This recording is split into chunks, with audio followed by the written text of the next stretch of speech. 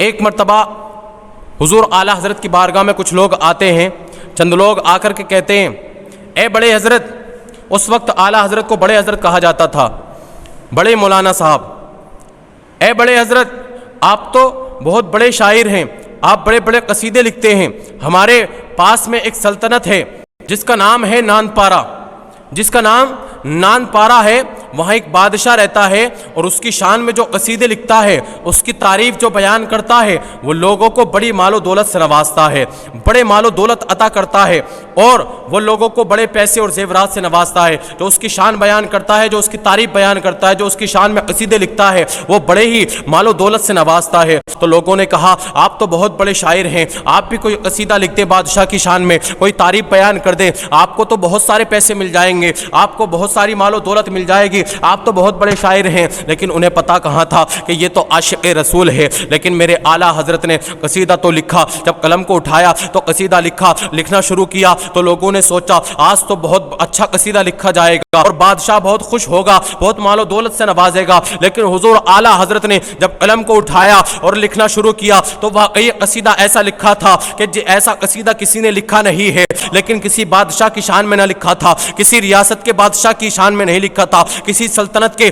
راجہ کی شان میں نہیں لکھا تھا, بلکہ مدینے والے تاجدار کی شان میں لکھا تھا. اور لکھنا شروع کیا تھا, وہ کمال حسن حضور ہے کہ گمان نقص جہاں نہیں, یہی پھول خار سے دور ہے, یہی شمع ہے کہ دھواں نہیں. یا رسول اللہ تیرے آگے یوں ہے دبے لچے فصحا عرب کے بڑے بڑے, تیرے آگے یوں ہے دبے لچے فصحا عرب کے بڑے بڑے, کوئی جان منہ میں زبان نہیں بلکہ جسم میں جان نہیں. جب قصیدہ لکھا گیا تو آخر میں یوں لکھتے ہیں کروں مدح اہل دول رضا, پڑے اس بلا میں میری بلا, میں گدا ہوں اپنے کریم کا, میرا دین پارے نہ نہیں.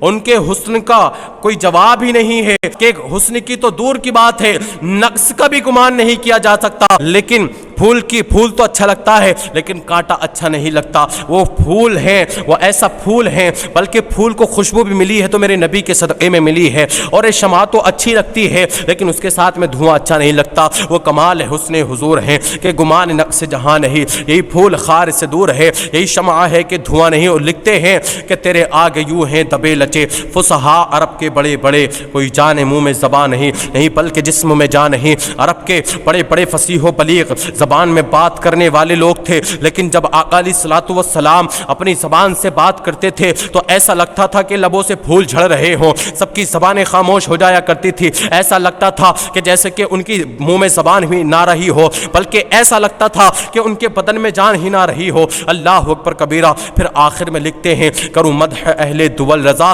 پڑے اس بلا میں میری بلا. اے یا رسول اللہ, اے میرے آقا, میں پیسوں والوں کی مدح سرائی کروں, میں پیسے والوں کی شان بیان کروں, میں پیسوں والوں کی تعریف بیان کروں؟ نہیں یا رسول اللہ, مجھے تو آپ کے دامن کرم میں سے شفاعت پانی ہے, مجھے تو آپ کے جھنڈے کے تلے آنا ہے, آپ کی شفاعت حاصل کرنی ہے. آج لوگ ایک کپ چائے کے اوپر اپنا ایمان بیچ دیتے ہیں, چند پیسوں کے لالچ میں اپنا ایمان بیچ دیتے ہیں. کروں مدح اہل دول رضا, پڑے اس بلا میں میری بلا, میں گدا ہوں اپنے کریم کا, میں تو اپنے آقا علیہ الصلوۃ والسلام کا گدا ہوں, ان کا غلام ہوں. اور میرا دین کوئی روٹی کا ٹکڑا نہیں ہے کہ میں اپنے ہاتھ پہ لے کر کے چلتا پھروں, بیچنے کے لیے بازاروں میں نکل جاؤں. میرا دین کوئی روٹی کا ٹکڑا نہیں ہے کہ میں بیچنے کے لیے نکل جاؤں. آج لوگ کیسے اپنا ایمان بیچ دیتے ہیں, چند پیسوں کے لالچ میں اپنا ایمان بیچ دیتے ہیں. اللہ اکبر کبیرہ. یہ میرے اعلیٰ حضرت کی شان ہے. جب آپ نے قلم کو اٹھایا ہے تو میرے نبی کریم صلی اللہ تعالیٰ علیہ وسلم کی شان بیان کی ہے, بلکہ یوں بیان کرتے ہیں زندگی ہے نہیں یہ کسی کے لیے, زندگی ہے نہیں یہ کسی کے لیے, زندگی ہے نبی کے لیے. اور نہ سمجھ مرتے ہیں زندگی کے لیے, نہ سمجھ مرتے ہیں زندگی کے لیے. ارے جینا مرنا ہے سب کچھ نبی کے لیے.